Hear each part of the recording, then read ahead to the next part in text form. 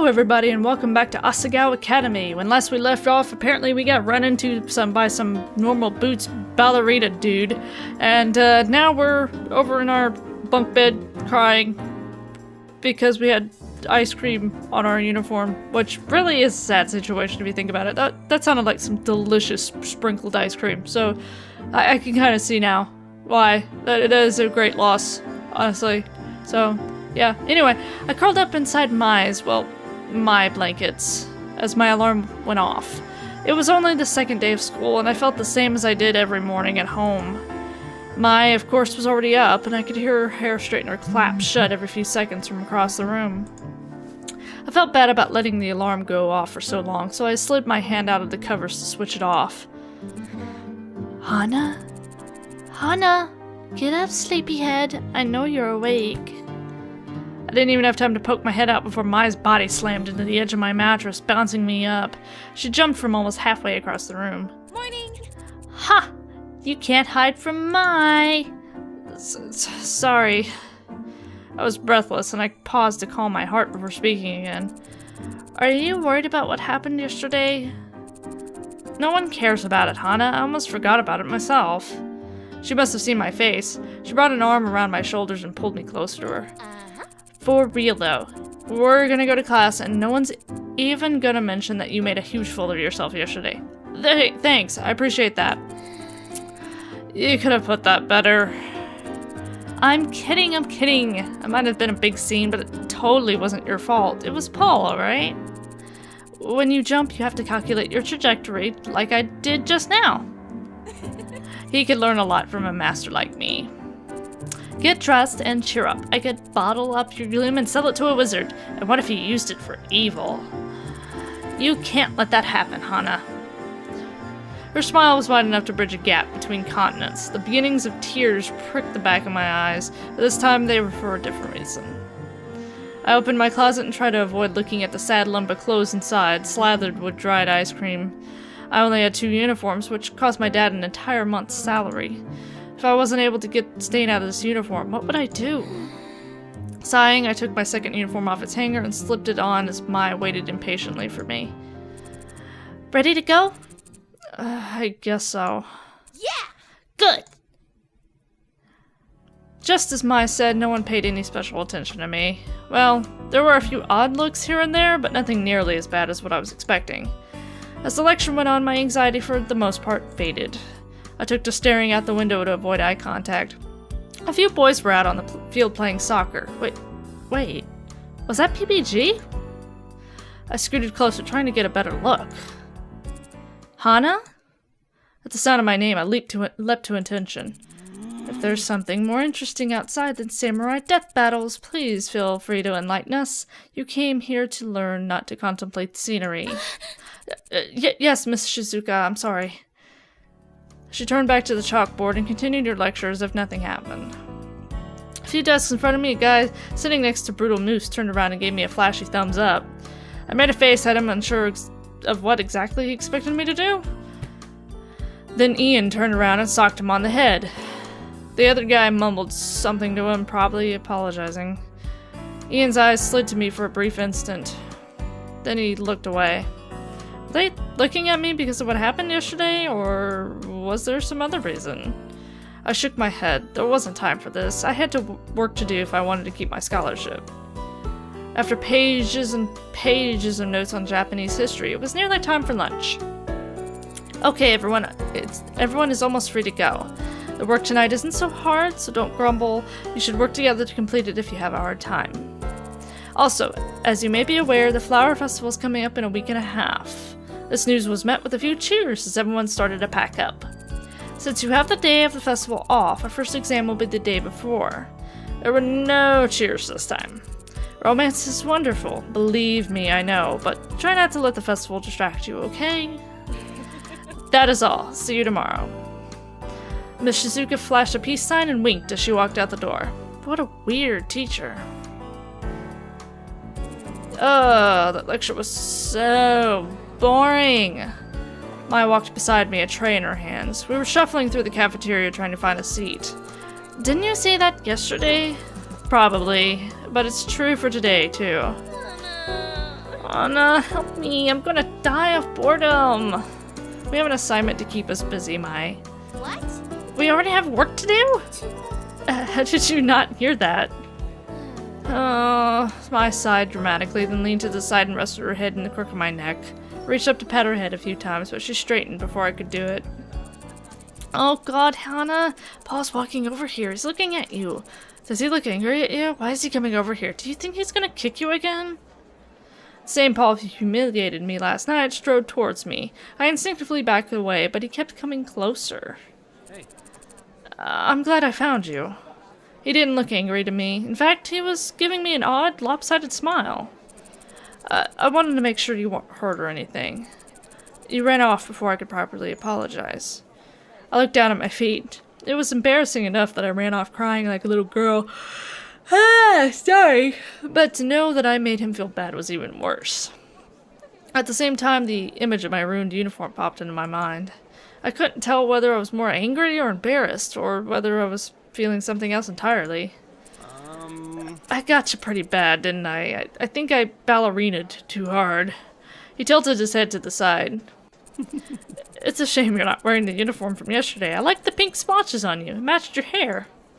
A deep, sick feeling crawled up from my stomach to sit in my throat.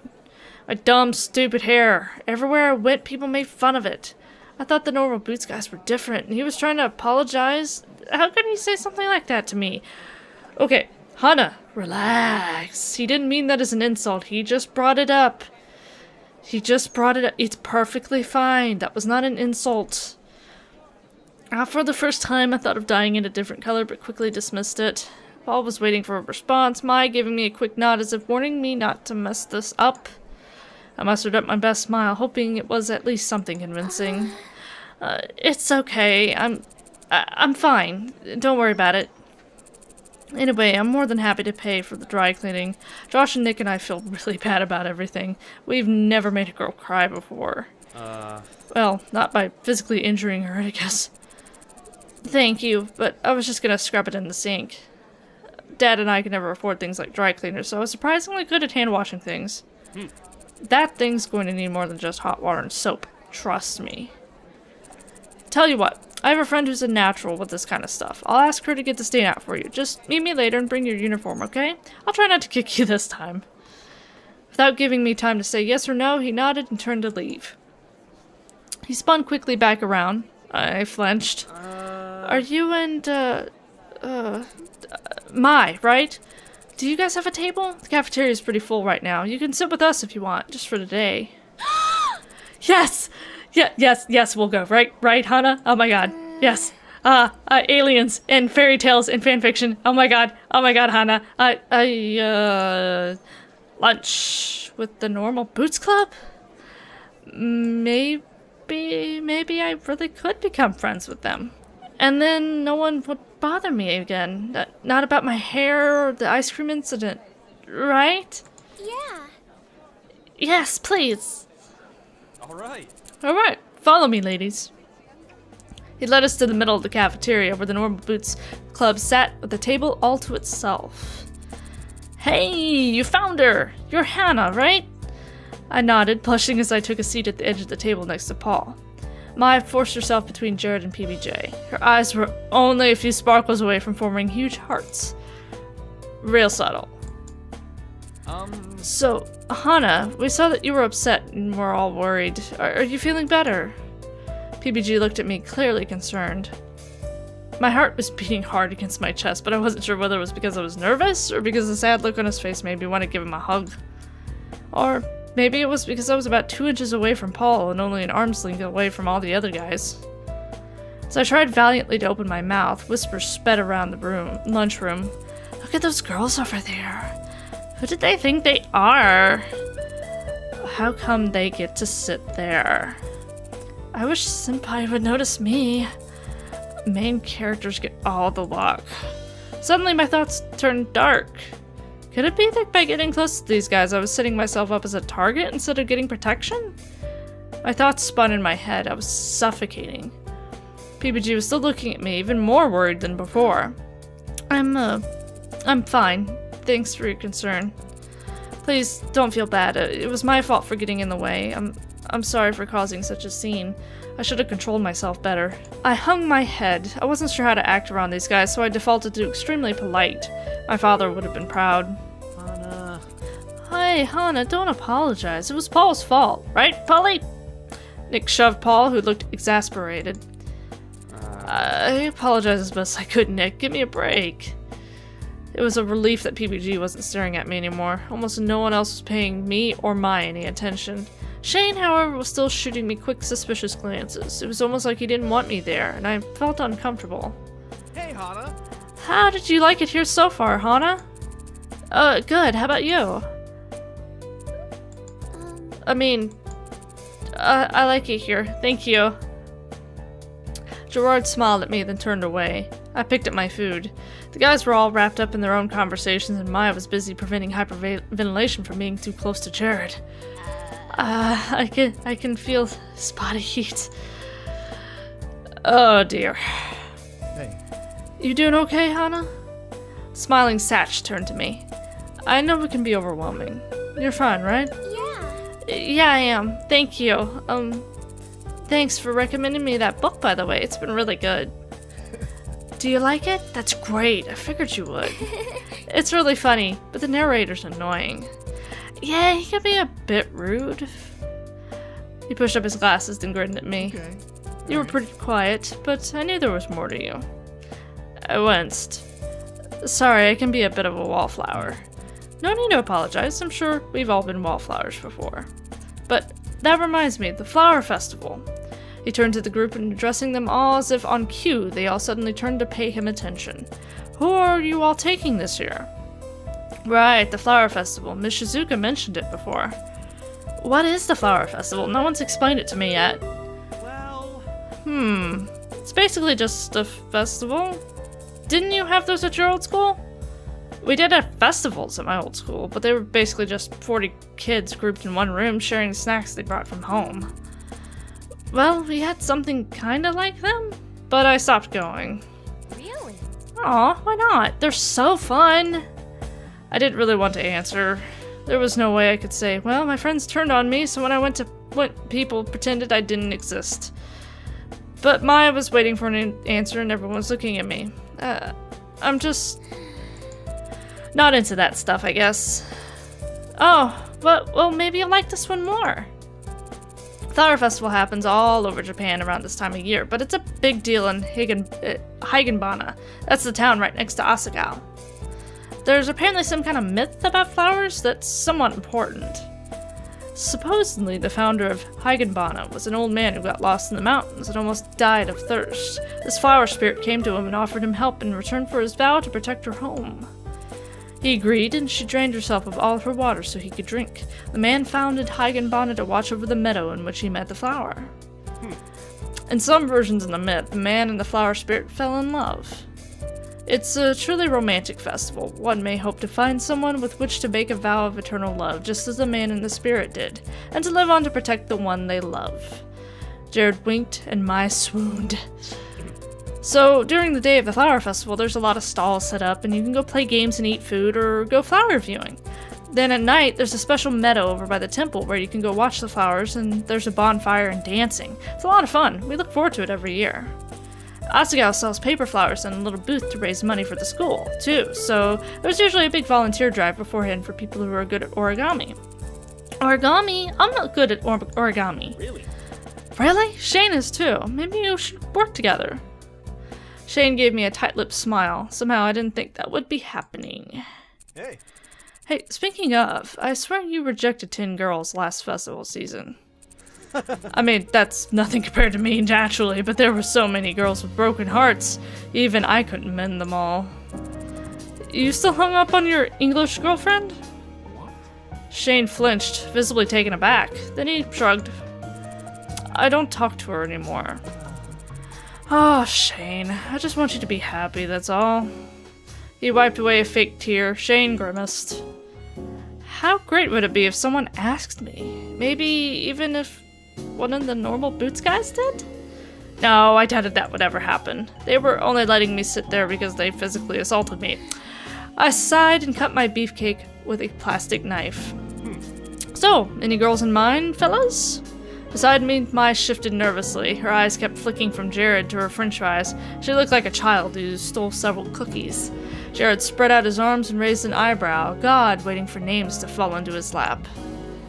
I'm thinking of going solo this year, to be honest. Yeah, same. Man, you guys are boring.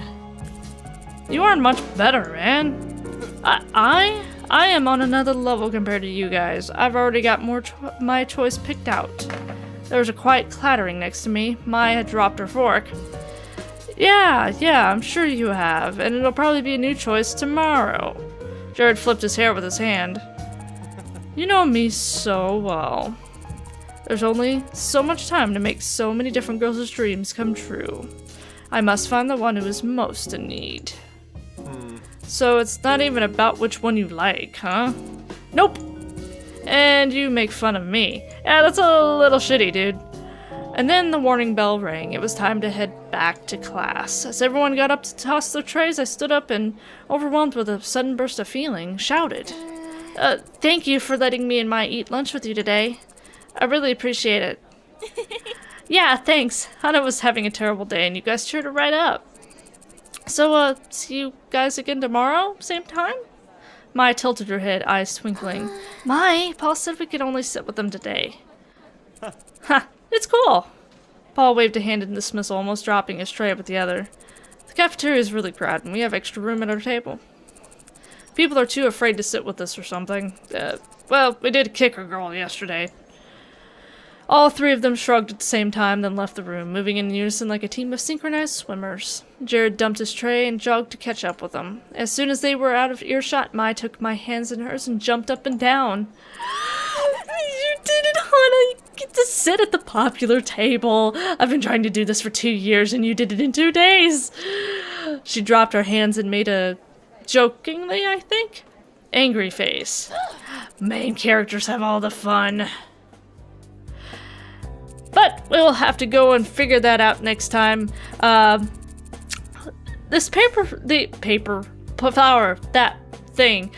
flower festival, that's going to be really interesting because the characterization they're setting up amongst all the club members, I'm kind of curious to where it's going to go.